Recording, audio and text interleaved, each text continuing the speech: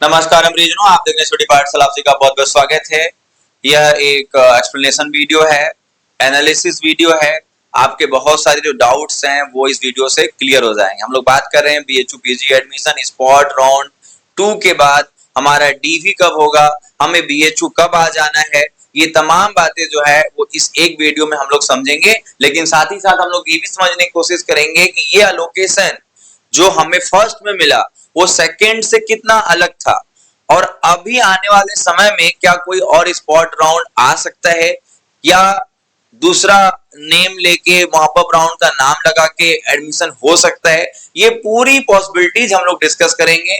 आप ध्यान देना, इस वीडियो में बहुत सारी चीजें जो हैं वो मैं अपने एक्सपीरियंस से शेयर करूंगा, तो आपको भी ये बातें समझदारी से समझना पड़ेगा। ठीक है, आप उसको अन्यथा ना लो, क्योंकि ये वीडियो बनाना मतलब अपने आप में एक सरदर्द है। बच्चों को बहुत सारी बातें नहीं समझ में आती हैं, और वो पूरा जो जिम्मेवारी है कॉल और मैसेज का वो उठाना पड़ता है। तो प्लीज मैक्सिमम चीजें जो है वो इस वीडियो में आपको समझा दूंगा, और आप उसको प्लीज समझने की कोशिश करना। बहुत इमरजेंसी सिचुएशन है, सो फिर आप इस काउंसलिंग वाला पे व्हाट्सएप करके कांटेक्ट कर सकते हो, पेड काउंसलिंग करा सकते हो। तो एक हम लोग न्यू स्लाइड लेते हैं जिससे कि प्रॉपर डिस्कशन कर सके। हम लोग बात कर रहे हैं बीएचयू, ठीक है, spot round registration, spot round admission. ठीक है, अब इसमें हम लोग क्या देख रहे हैं, सबसे पहली प्रॉब्लम जो है वो है जिनका एडमिशन हो गया है डीवी कब होगा। ठीक है, सबसे बड़ी प्रॉब्लम जो है वो यही है कि डीवी कब होगा। मैक्सिमम क्वेश्चन का प्रॉब्लम को यही आ रहा है। तो इसका सबसे पहला आंसर आप देख लो, 26 तक पेमेंट डेडलाइन है। ठीक है, पेमेंट डेडलाइन है।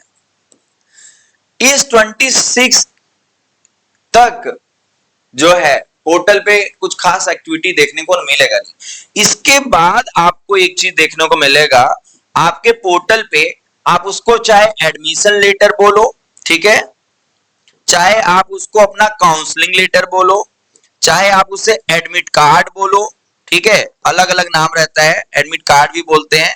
ठीक है, कुछ इस तरीके का नाम से एक वहां पे आएगा। भी एक तो फी पेमेंट स्लिप आई होगी, आपने जब पेमेंट किया तो फी स्लिप आई ना, तो एक तो वो हो गया। अभी एक और आएगा, उसी पोर्टल पे आएगा। जिन्होंने लॉक करके रखा है, जिन्होंने अपग्रेड में डाल रखा है, दोनों को आएगा।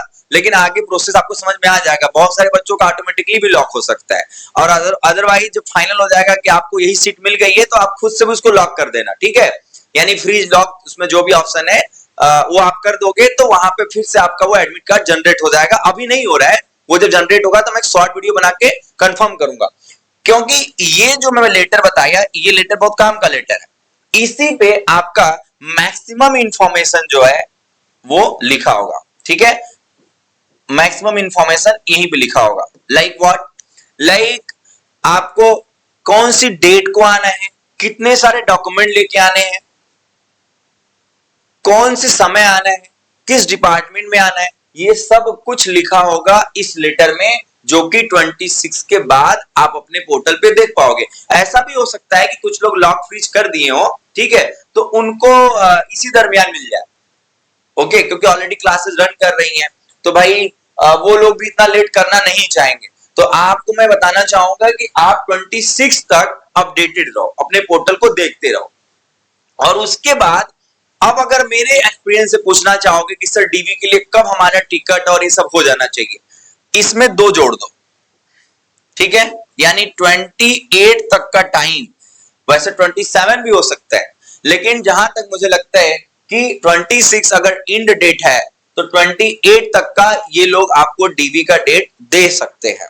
ठीक है, लेकिन अभी सब कुछ ध्यान देना मेरे अपडेट वीडियो पे डिपेंड करेगा। ये आप लोग इतने बेचैन हो, इतने पैनिक सिचुएशन में हो, तो जरूरी है कि मैं हर बातें आपसे कर लूं जो आपको परेशान कर रही है। ठीक है, तो ये 28 हो सकता है। लेकिन अब एक दूसरा जो कहानी चल रहा है कुछ दूर, उस पे हम लोग आते हैं, चर्चा करते हैं। ठीक है, क्लासेस को लेकर समझ में आ गया ना कि क्लासेस कब से होंगी। ठीक है, क्लासेस कब से होंगी, तो भाई classes already on the way है।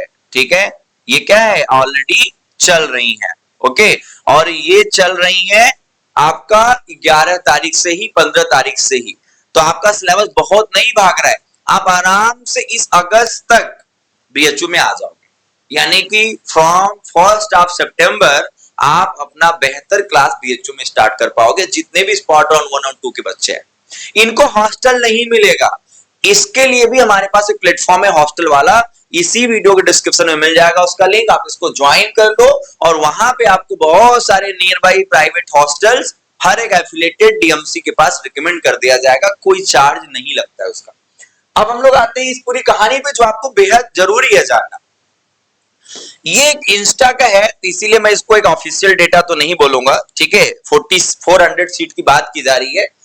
एक इंस्टा आईडी है डेलिम्स करके, ऐसा कुछ है। ठीक है, उन्होंने ये आर्टिकल डाला था, नो डाउट कि इनके आजकल बनारस को लेके अपडेट सही रहते हैं। ठीक है, 400 seat after what, after 4 round admission. देखो ये मैं बहुत अच्छे से समझा रहा हूं, आप समझने की कोशिश करना कि मैं कहना क्या चाह रहा हूं। इसको हम थोड़ा सा इधर कर देते हैं फिलहाल। ठीक है, इसको इधर कर देते हैं।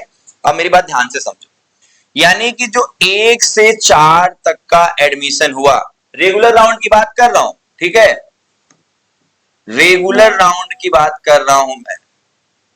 ठीक है, जो 1 to 4 चला था, 1 to 4 चला था, इसमें जो बच्चे भी डीवी के दरमियान, ठीक है, रिजेक्ट हुए।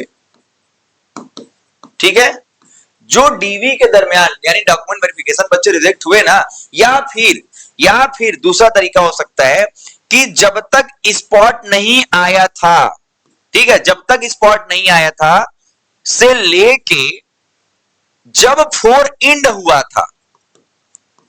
ठीक है, कोई डेट होगा ना कि 4 अब बंद हो गया, अब स्पॉट का इंतजार कर रहे हैं और लगभग 3-4 दिन का बीच में समय है।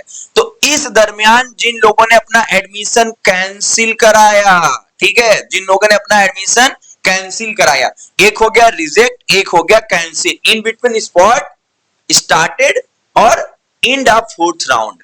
ठीक है, जो सीट निकल के आई इन दोनों के बीच में, ठीक है, वो स्पॉट 1 में काउंट नहीं हुआ था। ठीक है, स्पॉट 1 में यानी जो वैकेंट लिस्ट आई थी वो नहीं थी, ये मेरा एनालिसिस कहता है।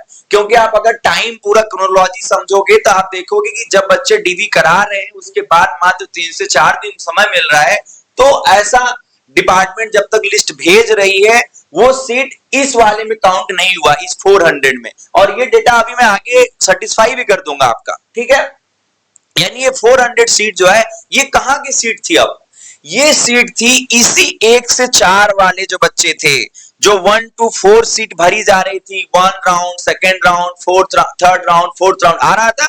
तो ये जो 1 से 4 राउंड में एलोकेशन मुझे आया और मैंने ये सीट नहीं लिया, ये वो 400 सीटें थी जिसकी वजह से स्पॉट राउंड 1 में बहुत सारे बच्चों को एडमिशन नहीं मिला था। आप भी देख रहे होगे कि मेरी एनालिसिस भी फेल हो रही थी, मैं देख रहा हूं कि सीधे 30 सीट दिख रहा है बट बच्चे को सीट नहीं मिली। क्यों? क्योंकि सीट ही उस समय पूरी काउंट होके नहीं आई थी उस समय। समझ गए मेरी बात? अभी क्या हुआ, अजूबा क्या हुआ, अजूबा ये हुआ, अब इसको सामने ले आओ। ठीक है, अजूबा क्या हुआ अभी इसको पढ़ो। ये आज का न्यूज आर्टिकल है। ठीक है, क्या कहता है ये कहता है कि बीएचयू में पीजी के लिए आवंटित हुई 1444 सीटें। ठीक है, देख रहे हो, शनिवार को दूसरा स्पॉट राउंड शुरू हो गया, दूसरे मेरिट लिस्ट घोषित कर दी गई। प्रक्रिया के दौरान करीब 1444 सीटें जो है ये यहाँ के न्यूज़पेपर में हुआ है।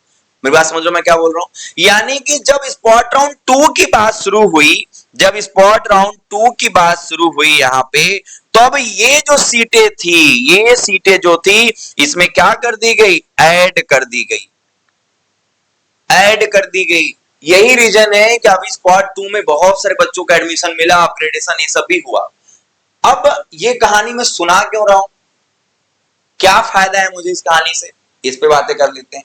फायदा ये है कि इट्स अबाउट 4 सीट्स। ये कोई 400 सीट की कहानी नहीं है, ये 1444 सीट की कहानी है। तो ये जरूरी नहीं है कि 1444 सीटें या अभी भी कुछ डिपार्टमेंट की सीटें अगर कैंसिल नहीं हुई हो तो फुल हो जाए। समझ रहे हो? तो ऐसे में according to the UGC recently जो अपडेट एक ऑफिशियल नोटिस है उसकी बेसिस पे, जिसका मैं वीडियो ऑलरेडी कवर कर चुका हूं, क्या बोला यूजीसी? क्या बोला? यूजीसी ने बोला कि भाई, माई कौन है भाई, पूरे सेंट्रल यूनिवर्सिटीज को ये बात समझना पड़ेगा कि हमारे संसाधन का कहां हानि हो रहा है, लॉस हो रहा है अगर यूनिवर्सिटी अपने यहां वैकेंट सीट छोड़ देती है। तो ऐसे में ये यूनिवर्सिटीज की, नॉट ओनली बीएचयू, हर एक यूनिवर्सिटी की रिस्पॉन्सिबिलिटी है कि आप इन सीटों को फुलफिल करें, पूरा फुल करें। लेकिन अब मेरी एनालिसिस सुन लो, मेरी बहुत अच्छे से समझा रहा हूं मैं, क्योंकि बार बार वीडियोज कवर करना बहुत इस समय पूरे यूट्यूब चैनल अपने कोर्स लॉन्च कर रहे भाई, हर कोई पैसा डालने के चक्कर में पड़ा हुआ है। अब मैं फंसा हूं अभी भी BHU PG admission. So please guys, I am supporting, I am with you, but support me और थोड़ा मेरे को अंडरस्टैंड करो, ठीक है?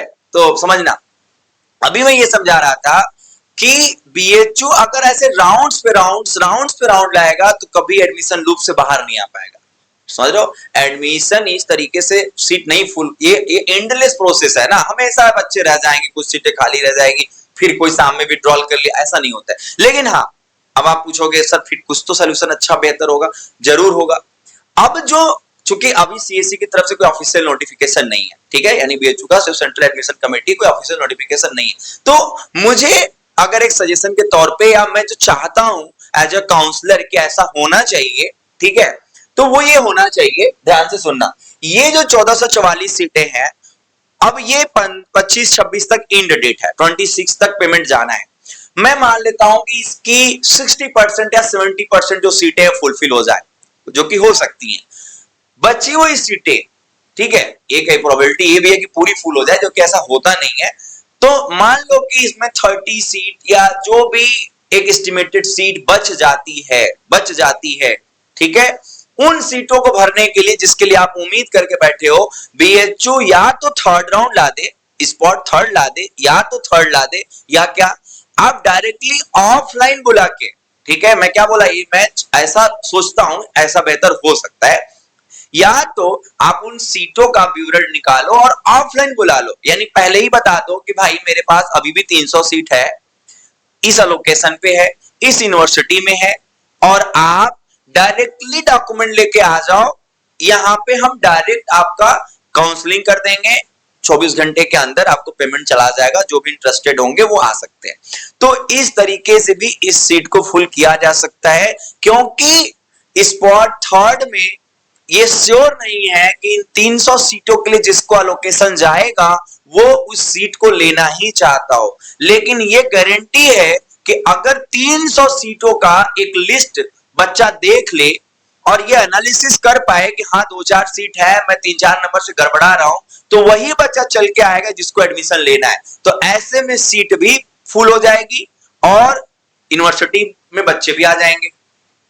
तो ये एक ऐसी प्रोबेबिलिटी मैं सोच के चल रहा हूं, या फिर इसी स्पॉट का नाम बदल के उसका मॉपअप राउंड रख दे, ठीक है, जबकि ऐसे नाम में डिफरेंस है, मैं आपको बहुत पहले एक्सप्लेन कर चुका हूं, लेकिन अब स्पॉट चल चुका है तो हम इसी का नाम मॉपअप रख के ऑफलाइन एडमिशन के लिए बुला सकते हैं। ऐसा एक मेरा रिकमेंडेशन, एक ऐसा सजेशन है, बट अब फ्यूचर में ऑफिशियल नोटिफिकेशन की बेसिस पे जो होगा उसको हम लोग समझने की कोशिश करेंगे, जो भी आएगा मैं आपको इन्फॉर्म करूंगा।